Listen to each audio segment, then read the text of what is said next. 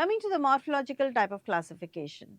Morphological classification again is of 4 types. They are either yeast, or they are yeast-like, or they are molds, or they are dimorphic. Coming to the yeast, they are all round, oval, and they reproduce by means of budding. The outer cell wall suddenly puts a projection which grows to the same size as the mother cell. It may or it may not get separated from the, it gets separated from the mother cell, forms another oval shaped structure. So if you bought ever the yeast which is available in the market, well, they all come under the same heading, alright. When we grow them on agar, normally they form a creamy or a mucoid colony on the agar. The best example for a pathogen which is a yeast is Cryptococcus neoformans. Okay. Coming to the yeast-like are also yeasts. Okay. But the problem with them is when they bud or when they reproduce by budding, these buds may not separate from the parent.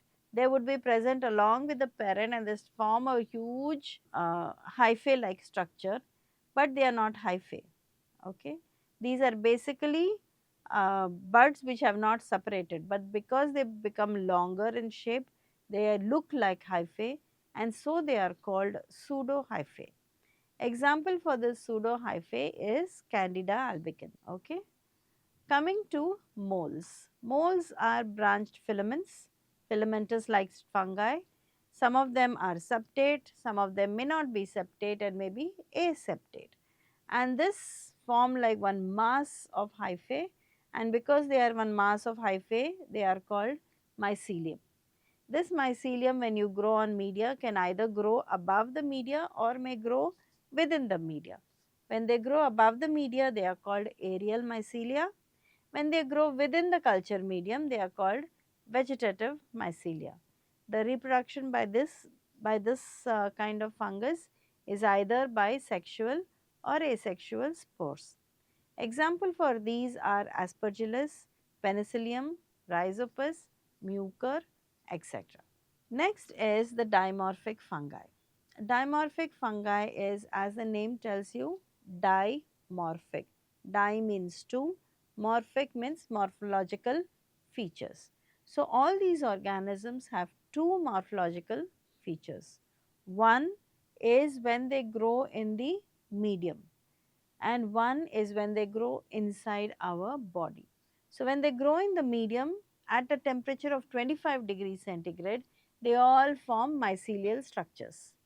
But the same organism, when they grow in our body where the temperature is 37 degrees centigrade, they are all or yeast-like. Okay. So two types of morphological characters, one is mycelia, one is yeast.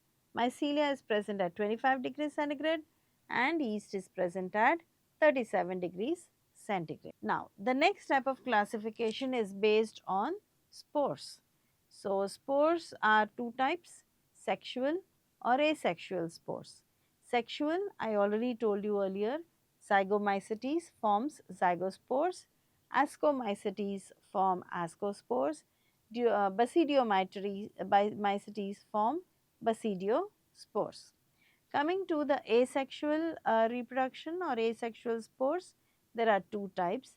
They are either vegetative or aerial. Okay.